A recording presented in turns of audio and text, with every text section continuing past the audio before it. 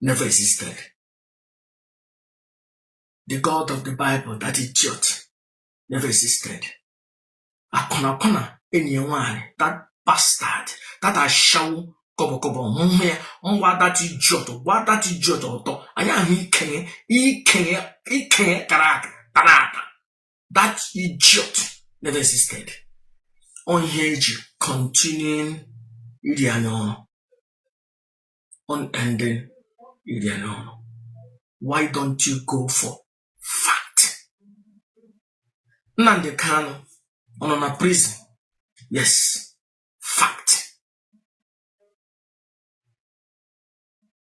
Use small little thing.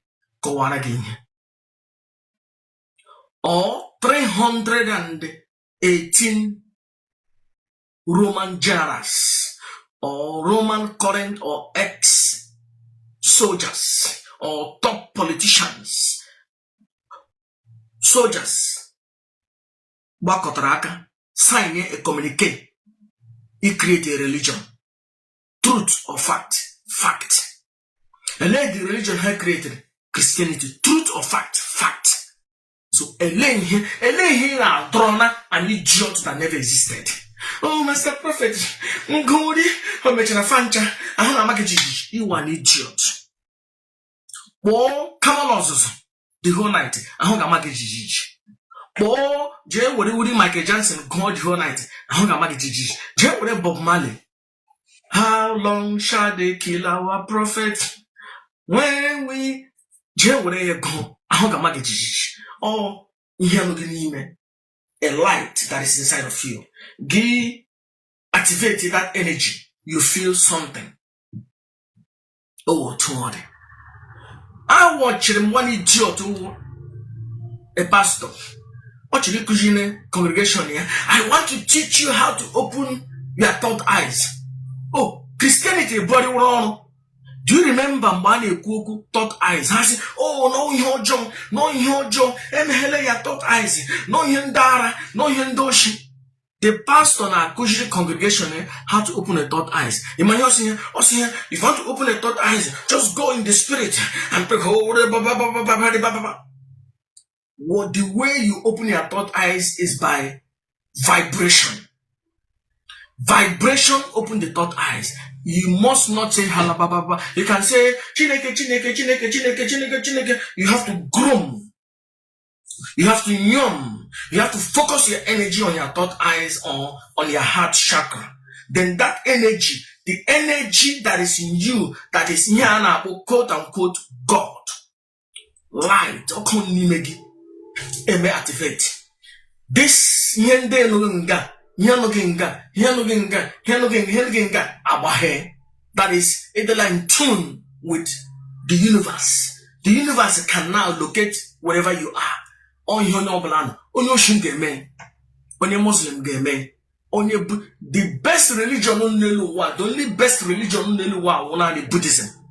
Because they are the only one that teach you the fact how to be in tune with the universe. The other one are useless idiots. They don't know nothing. You can pray from thy kingdom come. You are useless idiot. You don't pray to nothing. Because nothing listen to you when you pray. In our home, the boneje I go for. And I think I net that better.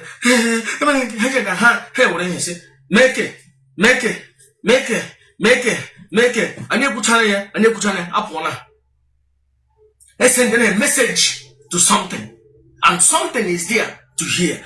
Chukwu is here to hear. Amajohan is there to hear. Kamalosu is there to hear. Ekwensu is there to hear. More Karakano Anambra. Mamo just bullshit he created on.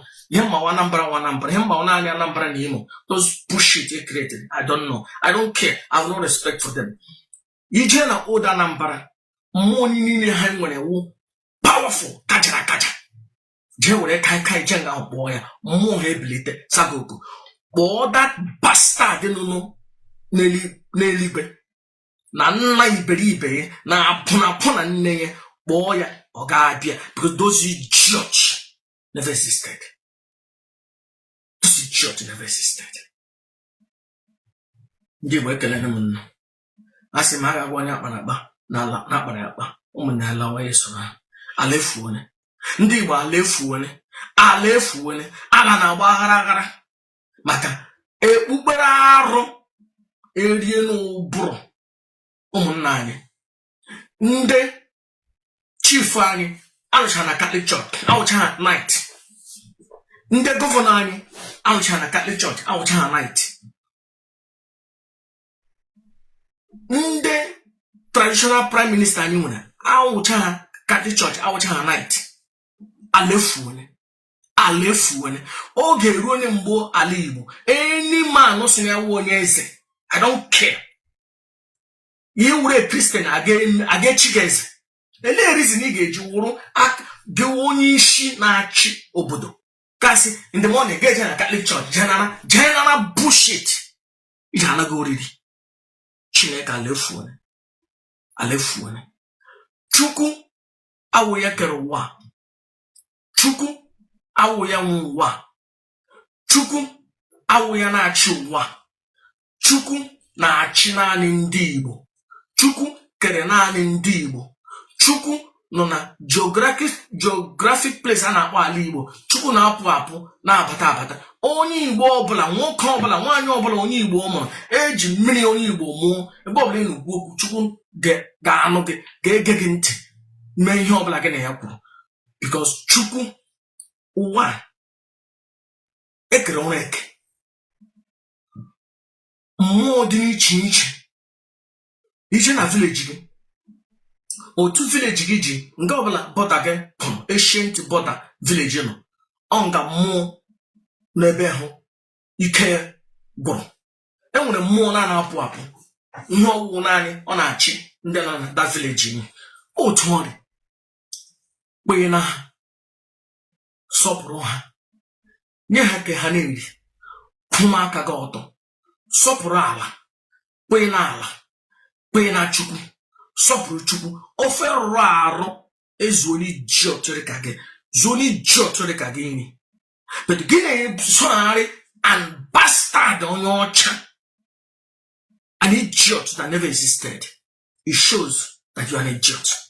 It shows na ego eji lụọ nne gị akara iji eje kpọrọ ashawo.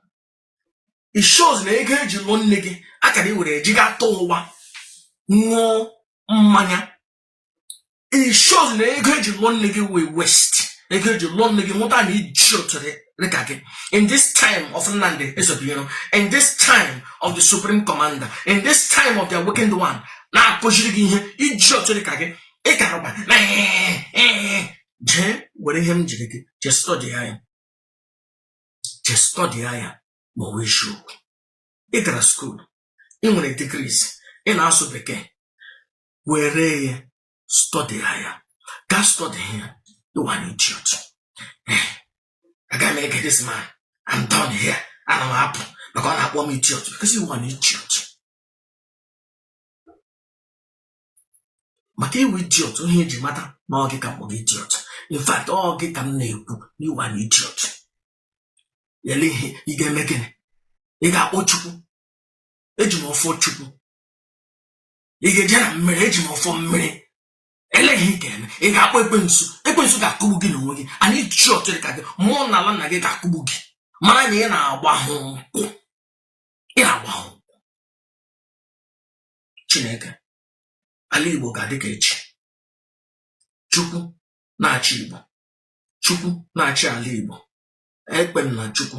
Ekpe m na Chukwu pụrụ ime ihe niile. Ekpe m na Chukwu kere m nene. Ekpe m na Chukwu mụrụ m nene. Ekpe m na Chukwu nyere m ndụ. Ekpe m na Chukwu nyere m divine mother. Ekpe m na Chukwu nyere m ego. Ekpe m na Chukwu nyere m ihe niile, ụmụaka niile. Ekpe m na Chukwu. Ekpe m na Chukwu nyere m amadioha. Ekpe m na Chukwu nyere m kawalos ndị ọgọ m hapụrụ ahapụ. Ekpe m na Chukwu nyere m igwe ka ala. Ekpe m na Chukwu nyere m ọta mmiri. Ekpe m na Chukwu nyere m udo na ogbugbu na ekwensu na mmụọ niile kara aka nọ n'ala Igbo. Ekpe m na Chukwu. But they pepper that idiot and what the God of the Bible. Bastard and check up all your uncover that idiot cover yam. A pen that bastard and I'm walking. Jesus Christ. That what kind of that one to Uroshishi. Buba ike Chineke akpọ ya ọkụ.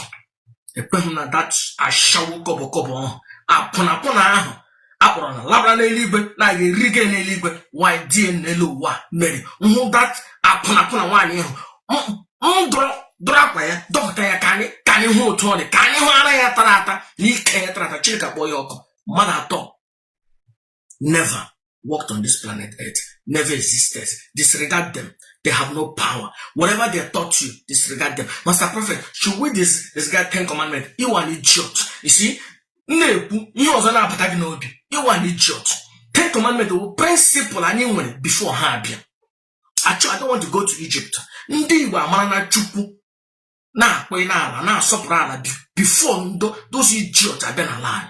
If na nsime end ya something else abata an idiot so they can bata gị n'ishi and ana m ana ya.